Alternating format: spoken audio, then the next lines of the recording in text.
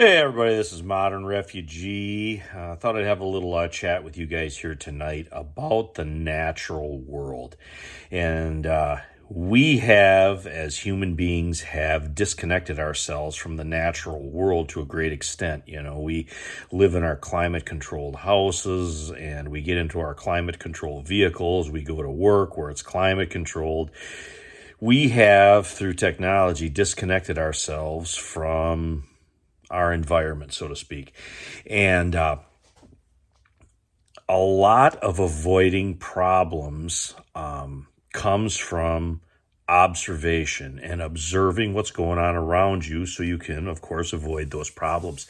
And one of the things that the old timers would do, and I learned from my mother especially, was watching the animals and watching what's going on as far as the wildlife around you. Now, my mother would always feed the birds. She would crack corn and take it out for the wild birds. She would put bacon grease on bread and put it in between pieces of wire and hang that up for the woodpeckers and the nuthatches and that kind of stuff. And Mom could always predict the weather more or less on how those wild birds came to feed.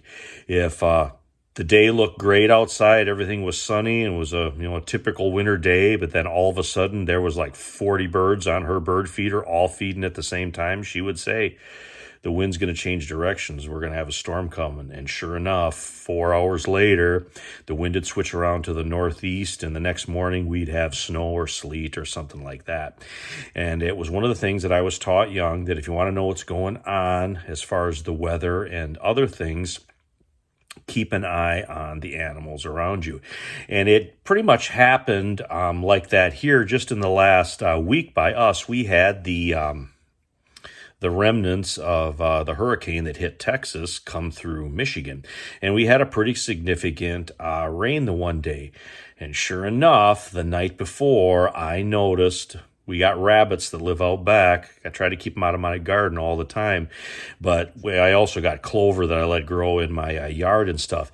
And those rabbits were in that clover right out in broad daylight, munching on that clover and running around. I seen them back there several different times, and that was kind of unusual. Yeah, I don't typically see them during the daylight hours like that, especially in the afternoon and the early part of the evening. If you're going to see rabbits, it's going to be more in the morning. And I said, "Yep, that's an indicator that there's going to be a change in the weather and something is going to be different."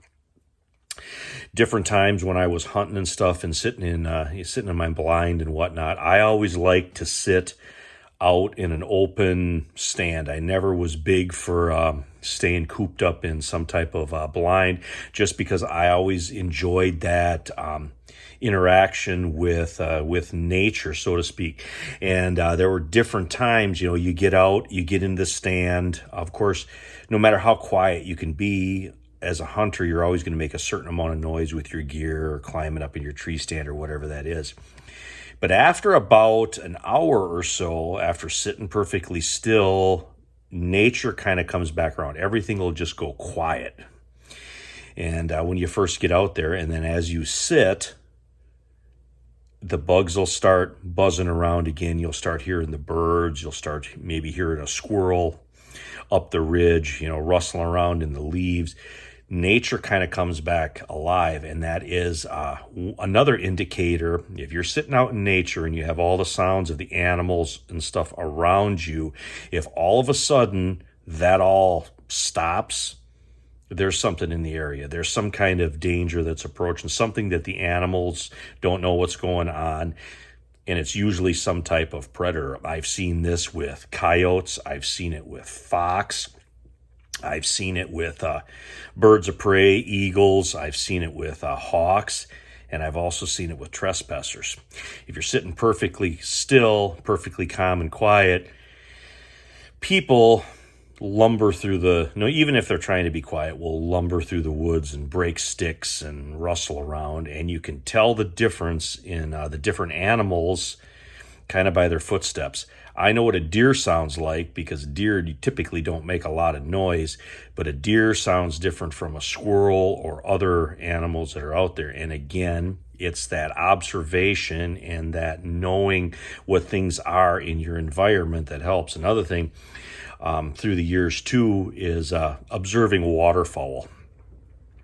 Like if there's a flock of geese or ducks in a field, for about every 10 to 15 birds, they'll post a sentry. One of the Canadian geese will have their heads standing up watching while the other birds are feeding. That's the bird that you watch. You watch that one because they are watching out for the flock. So if there's any type of activity or anything around, those animals are going to be the first ones to notice it and alert the rest of them. I mean, house pets are another one, and I don't live in an earthquake prone area, but I have read multiple reports over the years where house pets become squirrely before an earthquake happens because there's something that they sense that us humans can't sense. So it pays attention. It makes sense to pay attention to the animals that are around you. If you have a pet and it's acting odd for some reason, that's something that should be set in your internal alarm off that, hey, something's not right here. We need to keep an eye on this. You know, like a killdeer is another good example. A killdeer will fake an injury to draw you away from their nest. And that's one that you see a lot. And then there's other animals that will just lay perfectly still and not move. And you can almost step on them and they won't even move because they are programmed to do that if there's danger. I've also seen it with fireflies. Like that night before that storm came through here with the rabbits, there were more fireflies out that night than I have ever seen. I mean, the whole backyard was just full of fireflies. Again, that's something that was out of the ordinary that I noticed that, it indicates that storm's coming. But feeding patterns are a big one. Another thing is a lot of animals will want to get to their bedding area if there's inclement weather coming. I mean, there's been times when I was sitting out hunting and there was just tons of deer movement for no particular reason other than there was a storm coming the next morning. There was either rain or sleet or snow. That's because those deer could sense that. They could sense that change in the barometric pressure, and they were moving to their bedding areas to get hunkered down because they could sense that coming.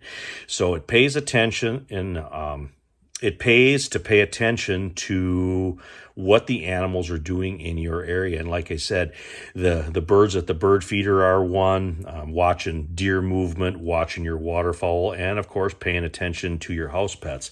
They all have senses and intuitions that us humans have kind of lost over the eons of time. But these are things that it pays to keep an eye on. But anyway, this is Modern Refugee. Appreciate all my subscribers out there. Hope you guys got a little information, a little entertainment, and something to think about as always out of this video. And you guys have a good one.